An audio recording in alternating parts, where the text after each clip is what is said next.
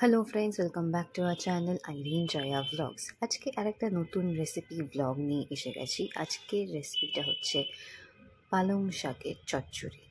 তো ফার্স্টেই দেখছেন এখানে পালং শাক ধুয়ে পরিষ্কার করে রাখা আছে, আর সবজির মধ্যে লাগছে বেগুন, আলু, বিনস আর মূলো। চাইলে আপনারা অন্য সবজিও অ্যাড করতে পারেন। তো ফার্স্টে সর্ষের তেল গরম করে তার মধ্যে আমরা দিয়ে দিলাম 5 ফোড়ন। এই রান্নাটা চাইলে আপনারা সাদা তেলেও করতে পারেন, বাট আমরা সর্ষের তেলে করেছি। তো এরপর দিয়ে দেওয়া হলো বিনস, মূলো আর আলু, যেটা লম্বা লম্বা করে কাটা ছিল সেটা দিয়ে নাড়িয়ে চাড়িয়ে তাকে কিছুক্ষণ ভেজে নিতে হবে। তো চাইলে আপনারা এর মধ্যে অন্যান্য সবজিও অ্যাড করতে পারেন, সেটা আপনাদের উপর নির্ভর করছে। আমরা 4টে সবজি দিয়েছি পালং শাকটা বাদ দিয়ে। আর এরকম চচ্চড়ি দেখবেন বিয়ে বাড়িতে হয়, তো মা ওরকম স্টাইলেরই বানানোর চেষ্টা করেছে। দেখছেন এখানে ভাজা ভাজা হয়ে গেছে, সামান্য এখানে হলুদও দেওয়া হয়েছিল, সেটা এনিহাও স্কিপ হয়ে গেছে তোলা।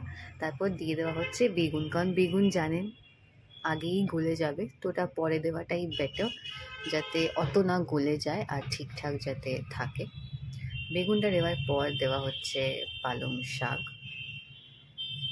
এটা চাইলে আপনারা পুঁই শাক দিয়েও করতে পারেন, সেটা আপনাদের উপর ডিপেন্ড করছে।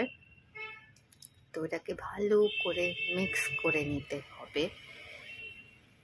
আর এটা একটু ছোট জায়গা বলে একটু মিক্স করতে অসুবিধা হচ্ছে। এনিওয়ে, দেখছেন শাক থেকে জল ছেড়েছে। তারপর এর মধ্যে দেওয়া হয়েছে হলুদ গুঁড়ো, দেওয়া হয়েছিল। তারপর এখন দেওয়া হচ্ছে আন্দাজ মতো নুন, একটা গোটা কাঁচা লঙ্কা আর একটু চিনি। চিনি দেওয়া হচ্ছে কারণ এটা নিরামিষ চচ্চড়ি বলে।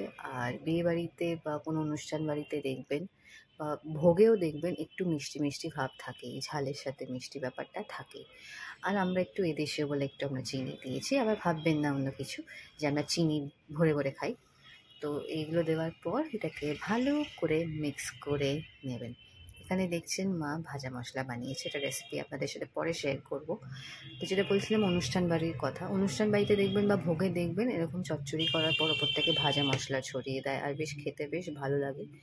তো সেম মা ওরকমই করার চেষ্টা করেছে। তো আমাদের রেডি হয়ে গেছে পালং শাকের চচ্চড়ি। হ্যাঁ, রেডি হয়ে গেছে পালং শাকের চচ্চড়ি। আর সেদিনকে মা পার্শে মাছের ঝালটাও করেছিল, ভালো লাগে। প্লিজ লাইক, শেয়ার, কমেন্ট অবশ্যই করবেন। আবার দেখা হবে, বাই।